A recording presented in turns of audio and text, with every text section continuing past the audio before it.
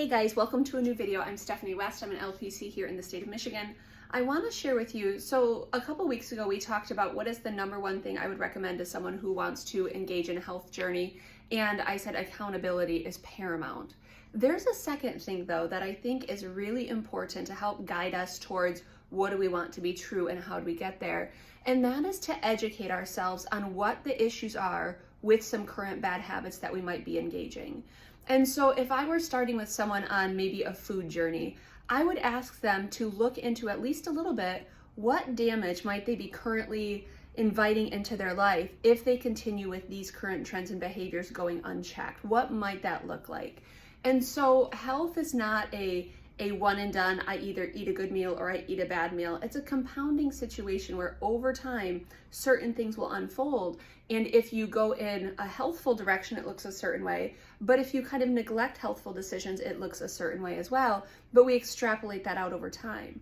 But one of the ways we can stay engaged in the day-to-day is educate ourselves on what am I actually doing to my body? What am I doing to my mental health? What am I doing to my overall body, mind, spirit wellness by neglecting healthful practices? And so if you're someone who's contemplating what does it look like to start a journey, I would encourage you to start educating yourself. What do your current bad habits mean for your body, for your wellness, for your mind, for your spirit?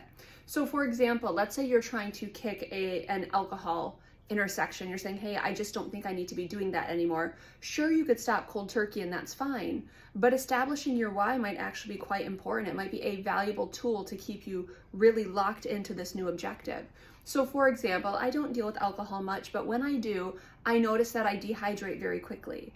So if I'm going to drink at a Sunday lunch, I'm going to feel dehydrated on Monday. I know that's true because alcohol is dehydrating. So that's one of the things that I have to weigh when it's, do I want to drink or do I not want to drink? Another thing that helps me prioritize kind of avoiding alcohol is the fact that alcohol is in fact a poison to our bodies, and our bodies prioritize getting rid of toxins and getting rid of poison.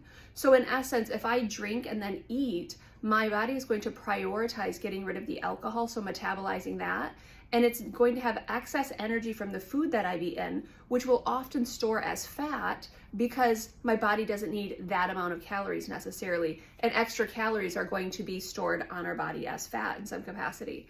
And so as I go for a drink, I think to myself, well, I'm putting poison into my body. How does that make me feel the next day? Also, what does that do for my, metabolizing food, and what does that look like? I educate myself about what my decisions will do because I want to know that I'm making an informed decision about, yes, I want to participate, and maybe I do, and that's okay. But by and large, I don't participate in that often because I know what it does to my body, and I know what's happening in my body as I absorb certain substances, as I absorb certain alcohols. Let's just say that.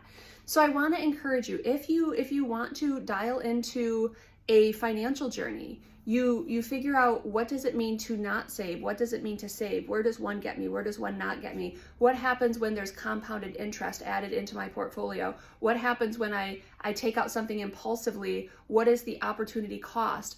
As you start to educate yourself, some of our healthy practices kind of organically show up. Now, we do have to have a plan. We do have to execute whatever the new behavior is, but education is really key to get us headed in new directions.